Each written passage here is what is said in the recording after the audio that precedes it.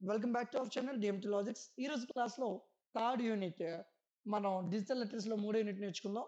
ఈ మూడో యూనిట్ మొత్తం కూడా ఆన్‌లైన్‌లో పేమెంట్స్ ఎట్లా చేయాలి అనే కాన్సెప్ట్ మీద రన్ అవుద్దండి. మీ అందరికీ వచ్చు ఈ కాన్సెప్ట్. కొద్ది కొద్దిగా ఈజీగా అర్థమయ్యే విధంగా నేను చెప్పుకుంటూ వెళ్తాను. మీరు సొంతంగా రాయొచ్చు ఈ యూనిట్‌ని. సరే, ఫస్ట్ వాడు ఏమడిగాడంటే, మనము ఆన్‌లైన్‌లో పేమెంట్స్ చేయడం వల్ల మనకున్న అడ్వాంటేజెస్ ఏంటి? అడ్వాంటేజెస్‌ని ఎక్స్‌ప్లెయిన్ చేయమన్నాడు. చూద్దాం. మనందరికీ తెలుసు అడ్వాంటేజెస్ ఏంటనేది. మరొకసారి చూసేద్దాం. A number of utility services are used in రోజువారీలో చాలా వరకు ఇది యూజ్ అవుతుందని చెప్పాడు బిజినెస్‌లోని.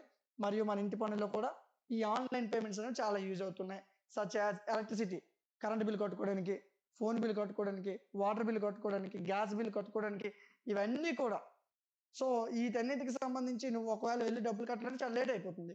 ఈ ఆన్‌లైన్, ఆన్‌లైన్ ద్వారా మనం పేమెంట్ చేయడం వల్ల ఇవన్నీ కూడా మనం చాలా ఈజీగా చేసేసుకోవచ్చు అని చెప్పాడు.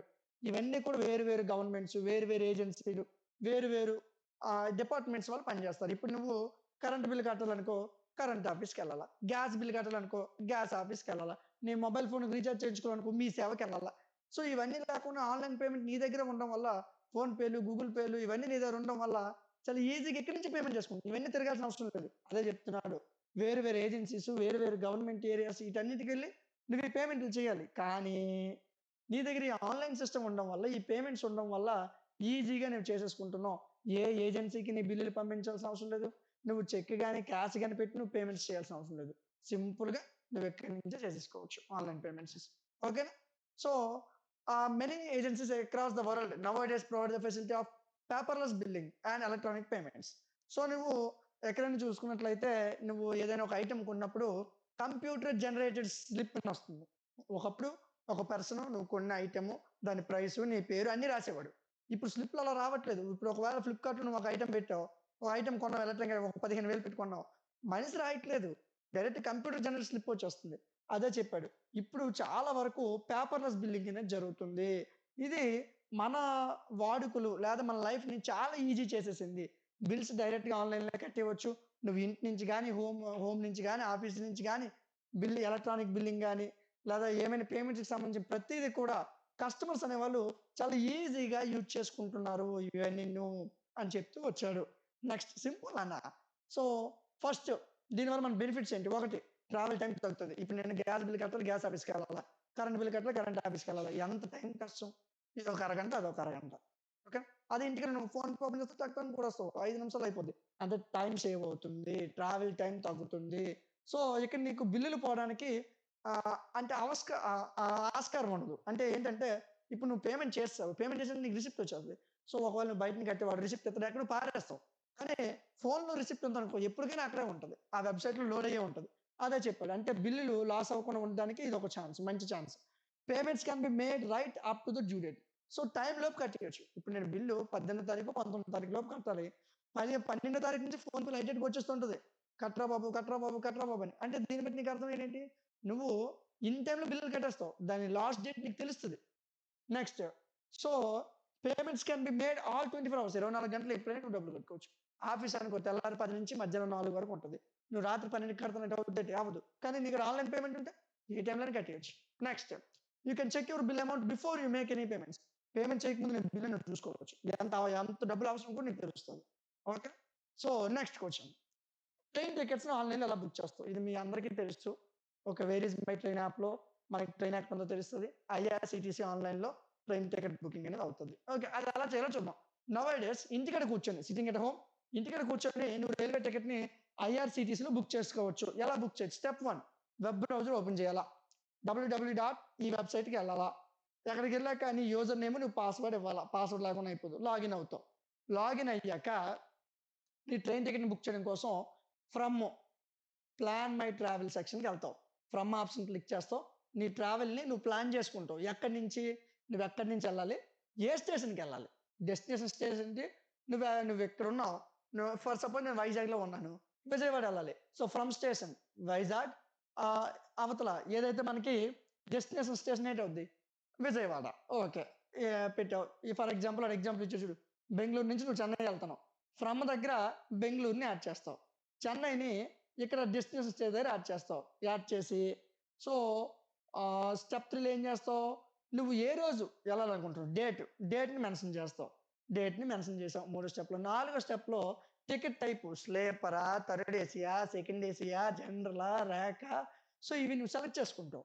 ఇక్కడ 2 ఆప్షన్‌లో ఒక ఆప్షన్ సెలెక్ట్ చేసుకోవాలి. E ticket, I ticket. E ticket అంటే ఎలక్ట్రానిక్ టికెట్ నాన్న.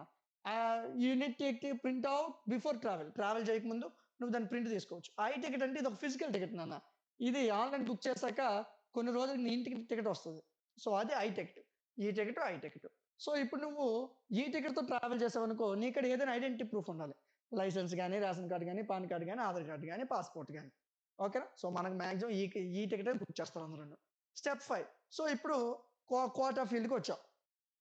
ఇక్కడ నువ్వు ఏదైనా ఒకటి ఎంచుకోవాలి. ఏటి? జనరలా? ఏసీయా? తత్కాలా? లేడీసా? ఇందులో ఏదో ఒకటి ఎంచుకోవాలి. జనరల్ అనుకో నువ్వు నేమ్ ఇస్తావు. ఎవరైనా ఇక్కడ ట్రావెల్ చేయొచ్చు. తత్కాల్ అనుకో ఎవరో ఒకరికే వస్తది. లేడీస్ కోటా అనుకో ఓన్లీ లేడీస్‌కే రిజర్వేషన్ వస్తది. స్టెప్ 6లో నువ్వు ట్రైన్స్‌ని ఫైండ్ చేయాలా. నౌ క్లిక్ ఫైండ్ ట్రైన్స్ అంటే డేట్ ఇచ్చావు. నువ్వు ఎక్కడి నుంచి ఎక్కడికెళ్ళాలి అన్నీ చెప్పేసావు. కానీ ఆ రోజు ఏ ట్రైన్‌లో ఉన్నావో నీకు తెలియాలి. అంటే ఫైండ్ ట్రైన్స్‌ని క్లిక్ చేయాలి. అప్పుడు నీకు ఏ ట్రైన్స్ ఆ రోజు ఉన్నాయో అవన్నీ తెలుస్తాయి. అప్పుడు నీకు ఏ ట్రైన్ కావాలో దాన్ని క్లిక్ చేసుకొని, దాంట్లో టికెట్ అవైలబిలిటీని చూసుకుంటావు. చూసుకున్న తర్వాత బుక్ అనే ఆప్షన్ ఉంటది. బుక్ చేస్తావు. సో, అది నీకు డైరెక్ట్‌గా నీ ఇన్ఫర్మేషన్ మొత్తం ఫిల్ చేయడానికి, పాసెంజర్ యొక్క ఇన్ఫర్మేషన్ మొత్తం ఫిల్ చేయడానికి నిన్ను ఒక పేజ్‌కి తీసుకెళ్తది. సో, దాన్నే ఈ టికెట్ అంటారు. అక్కడ 6 పాసెంజర్స్ వరకు మనం లిస్ట్ ఇచ్చుకోవచ్చు. ఇచ్చి నెక్స్ట్ బటన్‌ని క్లిక్ చేస్తాం. బాక్స్ మీద క్లిక్ చేసి నెక్స్ట్ బటన్ క్లిక్ చేస్తావు. అప్పుడు నువ్వు నీ యొక్క రిజర్వేషన్ డీటెయిల్‌ని చూడొచ్చు. డీటెయిల్స్ అన్నీ కూడా కరెక్ట్‌గా ఉన్నాయనుకో నీ రిక్వైర్మెంట్‌కి సంబంధించినట్టు. సో, అప్పుడు నీకు ఎక్కడెక్కడ అవైలబిలిటీ ఉంది, ఏ సీట్లు, ఎంత అమౌంట్ ఇవన్నీ చెప్తది. టికెట్ చార్జు, సర్వీస్ చార్జు ఇవన్నీ కూడా చూపించి లాస్ట్‌లో మేక్ పేమెంట్ అని ఉంటది. మేక్ పేమెంట్ మీద క్లిక్ చేస్తే నువ్వు పేమెంట్ చేయడానికి వెళ్ళిపోతావు. సో, అప్పుడు నువ్వు ఇక్కడ క్రెడిట్ కార్డా, మొబైల్ నెట్టా, ఈఎంఐయా, డెబిట్ కార్డా, బ్యాంకింగా ఇవన్నీ అడుగుతది. సో, అప్పుడు నువ్వు ఏదో ఒక ఆప్షన్ సెలెక్ట్ చేసుకోవాలి పేమెంట్‌కి. సో, నేనిప్పుడు ఫోన్‌పేని సెలెక్ట్ చేసుకున్నాను. లేదనుకుంటే డెబిట్ కార్డ్, ఏటీఎంని యూజ్ చేశాను. డెబిట్ కార్డ్‌ని చూసాను. లేదా నెట్ బ్యాంకింగ్, ఎస్‌బీఐ యోనో పెట్టాను. సో, అప్పుడు నువ్వు స్పెసిఫిక్ మోడ్ ఆఫ్ పేమెంట్‌ని సెలెక్ట్ చేసుకున్నావు. స్పెసిఫిక్ బ్యాంక్‌ని. అప్పుడు ఆ బ్యాంక్ పేజ్ దగ్గరికి తీసుకెళ్ళిపోద్ది. Bank payment పేజ్‌కి. అక్కడ నువ్వు ట్రాన్సాక్షన్ చేసిన తర్వాత డైరెక్ట్‌గా మరలా ఐఆర్‌సీటీసీకి వచ్చేస్తావు ఆ వెబ్‌సైట్‌కి. అక్కడ నీ టికెట్ బుకింగ్ అయిపోద్ది. అప్పుడు నువ్వు హిందీలోను, ఇంగ్లీష్‌లోను అక్కడ టికెట్ ఉంటది. 2 పక్కల కూడా నువ్వు ప్రింట్ తీయించుకోవాలా. నువ్వు ట్రావెల్ చేసేటప్పుడు ఒక ఐడెంటిటీ ప్రూఫ్ పట్టుకొనెళ్ళాలి. అంటే పాన్ కార్డ్ గాని, ఆధార్ కార్డ్ గాని లేదా ఏదో సంథింగ్ నీ ఐడెంటిటీ ప్రూఫ్‌ని పట్టుకొనెళ్ళాలా. సో, ట్రైన్ టికెట్ ఇంతేనండి బుక్ చేయడం. ఇది ఎవరైనా ట్రైన్ టికెట్లు బుక్ చేసినోళ్ళుంటే వాళ్ళకి ఈజీగా అర్థమవుతది. సో, ఎవరైనా ఇంతవరకు ట్రైన్ టికెట్స్ ఎవరైనా బుక్ చేయకపోతే ఇలా చేయాలి ప్రాసెస్. ఫస్ట్ ఐఆర్‌సీటీసీలోకెళ్ళాలంటే నీకు లాగిన్ ఐడీ ఉంటది. ఆ లాగిన్ ఐడీ క్రియేట్ చేసాక ఇవన్నీ అవుతాయి. ఓకేనా? సో, ఇది ట్రైన్ టికెట్‌ని ఎలాగ ఆన్‌లైన్‌లో బుక్ చేసుకోవడం దానికి సంబంధించిన ప్రొసీజర్ అండి. ఓకే. నెక్స్ట్ మనము ఆన్‌లైన్‌లో బ్యాంక్ ట్రాన్సాక్షన్ ఎలా చేస్తాం? బ్యాంక్ ట్రాన్సాక్షన్ ఆన్‌లైన్‌లో ఎలా చేస్తాం? సో, ఫోన్‌పేలు చేసినంత ఈజీ కాదండి. యోనో ఎస్‌బీఐ ఎవరైనా వాడితే వాళ్ళకిది బాగా తెలుస్తది. Internet has made it easier for banks to facilitate banking for their customers online. ఆన్‌లైన్‌లో నువ్వు డబ్బులు పంపించుకోవడానికి ఈ ఇంటర్నెట్ నీ పనిని చాలా సులభం చేసేసింది. Customers can now operate their bank accounts, carry out balance enquiry. వాళ్ళు బ్యాలెన్స్ ఎంక్వైరీ చేసుకోవాలా? లేదా వేరే వాళ్ళకి ట్రాన్స్‌ఫర్ చేయాలా? లేదా వాడి బ్యాంక్‌లో ఎంతుంది? ఎంత అవసరం? ఇవన్నీ చూసుకొని ఇంటి దగ్గర నుంచే చూసుకోవచ్చు వాడు. అంత ఈజీ అయిపోయింది. This can be done with the help of net banking లేదా ఇంటర్నెట్ బ్యాంకింగ్. ఇదంతా ఎలా మనకి ఈజీ అయ్యింది? ఇంటర్నెట్ బ్యాంకింగ్ ద్వారా అని చెప్తూ వచ్చాడు. నెక్స్ట్ ఒక అకౌంట్ హోల్డరు సో, కొన్ని డీటెయిల్స్ ప్రొవైడ్ చేయాలి రిజిస్టర్ అవ్వడం కోసం. సో, కొత్తగా అకౌంట్ తీసుకున్నావు. నువ్వు ఆన్‌లైన్‌లో నీ అకౌంట్ ఓపెన్ చేసావు. సో, నువ్వు కొన్ని డీటెయిల్స్ ఇవ్వాలి. Without any hand holding the bank. So, it is accessed by a user name and password. నీకు ఒక యూజర్ నేమ్ ఉంటది. ఒక పాస్వర్డ్ ఉంటది. సో, మీరు ఫోన్‌పే‌లు వాడుకున్న ఇంటర్నెట్ బ్యాంకింగ్ యోనో ఎస్‌బీఐ గాని, బీఓబీ గాని సో, అంటే మీ బ్యాంక్‌కి సంబంధించిన ఇంటర్నెట్ బ్యాంకింగ్‌కి ఒక అప్లికేషన్ ఉంటది. ఆ అప్లికేషన్‌కి యూజర్ నేమ్, పాస్వర్డ్ అవసరం అవుద్ది. ఆ తర్వాత అడిషనల్ కోడ్ ఓటీపీ వస్తది. ఆ ఓటీపీని నువ్వు ఎంటర్ చేస్తే నువ్వు ఎవరికైనా డబ్బులు పంపించాలనుకుంటే అవుతది. ఫండ్ ట్రాన్స్‌ఫర్ అవుతుంది. ఇంటర్నెట్ బ్యాంకింగ్ అనేది provided banking services cost effective decisions are now data driven. Read read on to know everything about net banking. Net banking గురించి కొద్దిగా డీటెయిల్డ్‌గా మాట్లాడుకుందాం బాబు అని చెప్పారు. నెట్ బ్యాంకింగ్‌నే ఇంటర్నెట్ బ్యాంకింగ్ అని పిలుస్తారు. ఇదొక ఎలక్ట్రానిక్ సిస్టమ్. ఇది బ్యాంక్స్‌ని మేనేజ్ చేస్తుంది. కస్టమరు తన యొక్క ఫైనాన్షియల్ ఏ విధంగా యాక్సెస్ చేయొచ్చు. తన యొక్క నాన్ ఫైనాన్షియల్ బ్యాంక్ ప్రొడక్ట్స్‌ని ఆన్‌లైన్‌లో ఏ విధంగా తను మేనేజ్ చేయొచ్చు అనేది ఇంటర్నెట్ బ్యాంకింగ్ ద్వారా తెలుస్తుంది. Earlier customers had to visit the banks even for a small service. నీకు ఒక రూ. 100 తీయాలన్నా నువ్వు బ్యాంక్‌కెళ్ళి తీయాల్సొచ్చేది. కానీ ఇప్పుడు అంటే పాత రోజుల్లో నీకు కావాల్సిన చిన్న చిన్న సర్వీసెస్ కూడా నువ్వు బ్యాంక్‌కి వెళ్ళాల్సి వచ్చేది. However after the arrival of internet bank వచ్చాక అన్నీ కూడా నీకు ఏది కావాలంటే అది ఆన్‌లైన్‌లో అయిపోతుంది. Products can be accessed online. All the services and products from fund transfer requesting demand draft, net banking facilities and all banking essentials. బ్యాంక్‌లో నువ్వు చేయాలనుకున్న పని అంతా కూడా నువ్వు ఇంటికాడ నుంచి నెట్ బ్యాంకింగ్‌లోనే చేసేయవచ్చు. సో ఇదొక కన్వీనియంటే కాదు. ఇది బ్యాంకింగ్‌లో ఒక సెక్యూర్ మెథడ్ అని చెప్పాడు. సో అప్పుడు ఆఫ్‌లైన్ రిజిస్ట్రేషన్ అవసరం. Which involves submission of application form at the bank. User can register for net banking online from the respective banks official website. ఎళ్ళండన్న. సో ఒకానొకప్పుడు లేదా ఆఫ్‌లైన్ రిజిస్ట్రేషన్ నువ్వు చూసుకున్నట్లయితే ఇక్కడ నువ్వు బ్యాంక్‌కెళ్ళాలి, అప్లికేషన్ తీసుకోవాలి, అప్లికేషన్ నింపాలి. తర్వాత నెట్ బ్యాంకింగ్ ఒక ఆన్‌లైన్ అప్లికేషన్ ఇవ్వాలి. ఇవంతా చేయాలి. హౌఎవర్ ఇప్పుడు ఎలా జరుగుతుంది? It should be noted that so online registration కోసం నువ్వు ఎలా చేయాలంటే ఫస్ట్ నువ్వు బ్యాంక్ అఫీషియల్ నెట్ బ్యాంకింగ్ వెబ్‌సైట్‌కి ఎళ్ళాలా. యోనో అనుకో ఎస్‌బీఐ.కామ్‌కి ఎళ్ళాలా. యోనో ఎస్‌బీఐ.కామ్‌కి ఎళ్ళాలా వెబ్‌సైట్‌కి. స్టెప్ 2 లాగిన్ అనే బటన్ మీద క్లిక్ చేయాలా. ఓకే. ఆ తర్వాత నెక్స్ట్ స్క్రీన్‌లో న్యూ యూజర్ అని క్లిక్ చేయాలా. అక్కడ రిజిస్టర్ హియర్ అని ఉంటది. అక్కడ క్లిక్ చేయి. స్టెప్ 4లో నీకు customer ID, password, bank code ఇస్తాడు. అవి అక్కడ క్లిక్ అక్కడ ఎంటర్ చేసి నెక్స్ట్ కొట్టు. నెక్స్ట్ కొట్టిన తర్వాత నువ్విక్కడ సెల్ఫ్ రిజిస్ట్రేషన్ అని ఉంటది. అది క్లిక్ చేయి. అక్కడ నీ డీటెయిల్స్ అన్నీ ఇచ్చేయి. నీ రిజిస్టర్డ్ మొబైల్ నంబరు, నీ ఈమెయిల్ అడ్రెస్, నీ branch code, CSF number, debit card details అన్నీ కూడా ఇచ్చేసి సబ్మిట్ కొట్టు. సబ్మిట్ కొట్టాక ఒక ఓటీపీ వస్తది నీ మొబైల్ నంబర్‌కి. సో, అక్కడ నీ రిజిస్టర్డ్ మొబైల్ నంబర్ ఇస్తే నీకు ఓటీపీ వస్తది. ఆ ఓటీపీ నెక్స్ట్ స్క్రీన్‌లో నువ్వు ఆ ఓటీపీని ప్లేస్ చేయి. ప్లేస్ చేశాక నీ యొక్క ఐడీ పాస్వర్డ్ ఇక్కడ డిస్‌ప్లే అవుతాయి. అప్పుడు నువ్వు నీ టెంపరరీ క్రెడెన్షియల్స్ యూజ్ చేసి లాగిన్ అనేది అవ్వచ్చు. సో, ఈ విధంగా బ్యాంక్‌లో నువ్వు లాగిన్ అవుతావు. ఇప్పుడు నీ యొక్క ఆన్‌లైన్ బ్యాంకింగ్‌లో ఈ విధంగా లాగిన్ అవుతావు. లాగిన్ అయిన తర్వాత ఇప్పుడు నువ్వు కొత్త లాగిన్ ఐడీ, పాస్వర్డ్‌ని క్రియేట్ చేసుకోవాలా ఫస్ట్ టైమ్. అంటే నువ్వు కొత్త యూజర్‌వి. నీకు లాగిన్ ఐడీ బ్యాంక్ కోడ్ ఇస్తారు. పాస్వర్డ్ బ్యాంక్ కోడ్ ఇస్తాడు. అవి యూజ్ చేసుకొని నువ్వు లాగిన్ అయ్యావు. ఇప్పుడు నీ సొంతంగా నువ్వు లాగిన్ ఐడీని, పాస్వర్డ్‌ని క్రియేట్ చేసుకుంటున్నావు. చూద్దాం. సో, నువ్వు నెట్ బ్యాంకింగ్‌లో ఫండ్ ట్రాన్స్‌ఫర్ చేయాలన్నా, ఇప్పుడు స్టెప్ బై స్టెప్ ఎలా చేయాలని చెప్తూ వచ్చాడు. అంటే మనీని ఇంకొకరికి ట్రాన్స్‌ఫర్ చేయాలి ఆన్‌లైన్ బ్యాంకింగ్‌లో. ఎలా చేయాలో చెప్తున్నాడు. ఫస్ట్ స్టెప్ నీ యొక్క కస్టమర్ ఐడీ, పాస్వర్డ్‌ని యూజ్ చేసుకొని లాగిన్ అవుతావు నెట్ బ్యాంకింగ్‌లో. స్టెప్ 2 అక్కడ ట్రాన్స్‌ఫర్ ఫండ్స్ అని ఒక ఆప్షన్ ఉంటది. అది క్లిక్ చేసి మెథడ్ ఇందులో ఏదో ఒక మెథడ్ ఎంచుకోవాలా. ఎంచుకున్న తర్వాత నెఫ్ట్ అనే మెథడ్‌ని నువ్వు ఎంచుకుంటే నువ్వు బెనిఫిషియరీ బ్యాంక్‌ని ఎనేబుల్ చేసుకున్నట్లు. ఓకే. అది చేసిన తర్వాత ఏం చేసావు? బెనిఫిషియరీ అంటే నువ్వు ఎవరికి పంపించాలో వాళ్ళ పేరు. సో, నువ్వు ముందే యాడ్ చేసుకున్నావనుకో యాడ్ బెనిఫిషియరీ అని క్లిక్ చేయండి. అప్పుడు అవతల వాళ్ళ యొక్క నేము, అకౌంట్ ఇంకా ఇది మీకు ఈజీగా అర్థం కావాలంటే నువ్వు ఇంకో డబ్బులు పంపించాలనుకో నీ ఫ్రెండ్‌కి.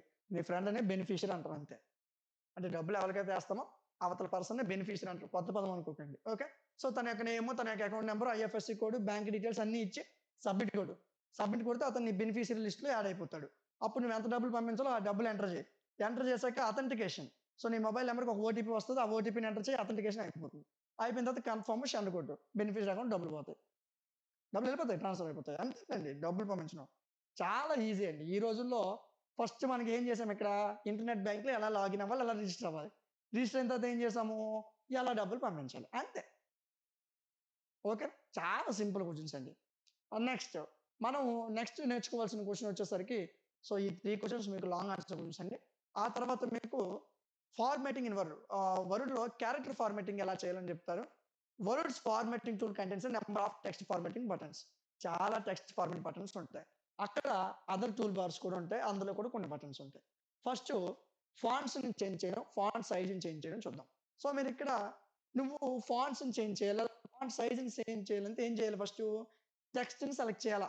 చేసి డ్రాప్ డౌన్ ఫాంట్ యూజ్ చేసుకొని సైజ్ లిస్ట్‌కెళ్ళాలా. అక్కడి నుంచి నువ్వు ఫార్మాట్ చేయొచ్చు. మార్చొచ్చు. ఓకేనా. ఏదైనా ఒక నేమ్ ఎంటర్ అనే నేమ్‌ని ఏదో ఒక నేమ్ ఇచ్చావు. అక్కడ ఒక ఫాంట్ వచ్చింది. అక్కడ ఒక సైజ్ వచ్చింది. ఓకేనా. సో, టూల్ బార్‌ని యూజ్ చేసుకొని ఎంటర్ క్లిక్ చేసావనుకో అప్పుడు నువ్వు ఫార్మాట్‌ని సెలెక్ట్ చేసుకోమంటది. అంటే ఫాంట్‌ని ఇటాలిక్ ఫాంట్ ఉంటది. చాలా ఫాంట్స్ ఉంటాయి. కొన్ని వందల రకాల ఫాంట్స్ ఉంటాయి. నీకు నచ్చిన ఫాంట్‌ని సెలెక్ట్ చేసుకుంటావు. సెలెక్ట్ చేసిన తర్వాత ఫాంట్ సైజ్‌ని సెలెక్ట్ చేసుకోవాలా. నీకు నచ్చిన సైజ్‌ని. బోల్డ్ సెలెక్ట్ చేసావనుకో టు బోల్డ్ సెలెక్టెడ్ టెక్స్ట్ అంటే టెక్స్ట్ దిబ్బగా రావాలనుకో. మీరు చూడండి. ఈ టెక్స్ట్ అంతా ఒకలాగా ఉంది. ఎంటర్ అనే టెక్స్ట్ ఒకలాగా ఉంది చూడండి. ఓకేనా. సో, అంటే దీన్ని కొద్దిగా దిబ్బగా చేశారు. సో, అంటే నువ్వు బోల్డ్ బటన్ క్లిక్ చేసి మొత్తం ఏదైతే ఈ చెక్ అనే పదాన్ని నేను బోల్డ్ చేయాలనుకున్నాను. ఇప్పుడు ఈ పదాన్ని మొత్తాన్ని సెలెక్ట్ చేసి బోల్డ్ అని క్లిక్ చేశాననుకో అది దెబ్బగా అయిపోతుంది. టు ఇటాలిక్ అంటే కొద్దిగా వంగినట్టు. ఇప్పుడు ఇదిగోండి చూడండి, ఇక్కడ చూడండి టూల్ అనే పదాన్ని చూడండి. కొద్దిగా స్లైట్‌గా వంగింది కదా! సో, దీన్ని ఇటాలిక్ అంటారు. అంటే టెక్స్ట్ మొత్తాన్ని సెలెక్ట్ చేసుకొని ఇటాలిక్ అనే బటన్‌ని క్లిక్ చేస్తాం. Next to underscore selected text. So, ఇప్పుడు నువ్వు ఒక టెక్స్ట్ కింద అండర్‌స్కోర్ ఇవ్వాలనుకుంటున్నావు. ఇక్కడ అండర్‌లైన్ అని ఉంది. దీని కింద ఈ విధంగా గీత రావాలి. అప్పుడు నువ్వు ఒక టెక్స్ట్‌ని సెలెక్ట్ చేసి కంట్రోల్ ప్లస్ యూ నొక్కావనుకో అండర్‌లైన్ వచ్చేస్తది. Okay. So, underline button use చేసుకొని టూల్ బార్‌లో నువ్వు ఏదైతే టెక్స్ట్ కావాలో ఆ టెక్స్ట్ మీద క్లిక్ చేసావనుకో అండర్‌లైన్ వచ్చేస్తది. లేదు ఆ టెక్స్ట్ నువ్వు హైలైట్ చేయాలనుకున్నావు. అప్పుడు నువ్వు హైలైట్ బటన్ ఉంటది టూల్ బార్‌లో. అప్పుడు నీకు ఏదైతే కావాలో ఆ టెక్స్ట్‌ని సెలెక్ట్ చేసుకొని హైలైట్ చేస్తావు. ఇలాగ ఈ మొత్తంలో ఇది హైలైట్ అయింది చూడండి. సో, ఇది మొత్తం టెక్స్ట్. ఇందులో ఈ సైడ్ హెడ్డింగ్స్ హైలైట్ అయ్యాయి. దాన్నే హైలైటెడ్ టెక్స్ట్ అని అంటారు. Next to proceed super script and subscripts. ఇప్పుడు ఎక్స్ స్క్వేర్ ఇది సూపర్ స్క్రిప్ట్ అండి. ఎక్స్2 ఇది సబ్‌స్క్రిప్ట్ అండి.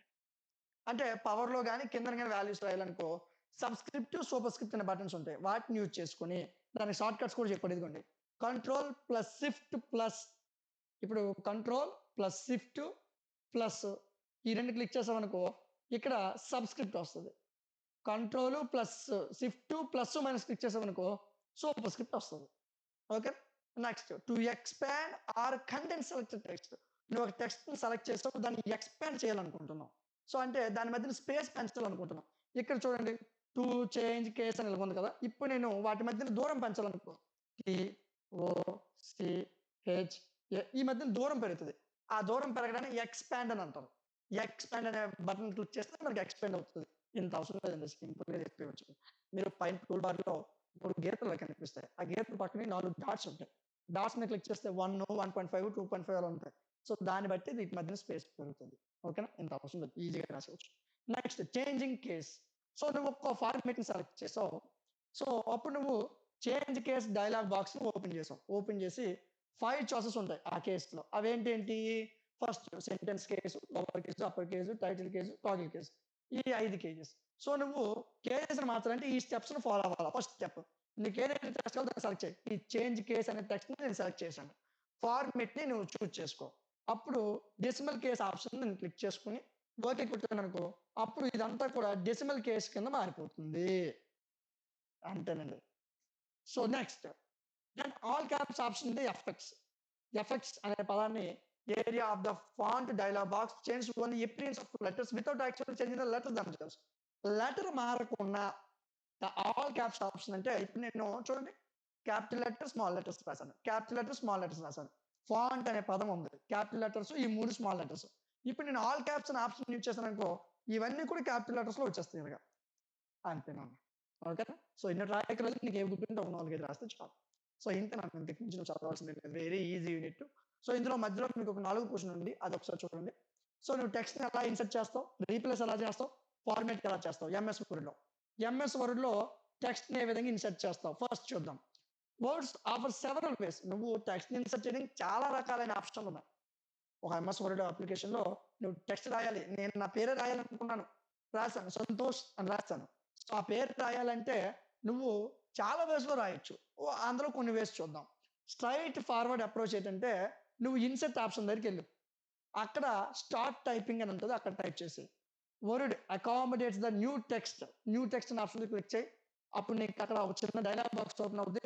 అక్కడ నీకు ఏది అవసరమో అది రాసేయి. రాసావు. ఇప్పుడు ఆ మౌస్ పాయింటర్‌ని అక్కడికి తీసుకెళ్ళి నీకు ఏది అవసరమో అది ఇన్సర్ట్ చేయమని చెప్పాడు. ఆ మౌస్ బటన్‌ని క్లిక్ చేసి సైడ్‌కి మూవ్ చేసామనుకో ఎక్కడ నీకు ఆ టెక్స్ట్ అవసరమైతే అక్కడికెళ్ళిపోద్ది ఆ టెక్స్ట్. Next replacing test. ఇప్పుడు నేనిక్కడ సంతోష్ అనే పదాన్ని రాసాను. కానీ ఈ పదాన్ని నేనిప్పుడు ఇంకొక పేరుతో రీప్లేస్ చేయాలనుకుంటున్నాను. ఇంకొక పేరుతో. ఏం పేరు? ఫర్ సపోజ్ ఏదైనా నేమ్ అనుకుందాం. ఓకే. సతీష్ అనే పేరుతో నేను రీప్లేస్ చేయాలనుకున్నాను.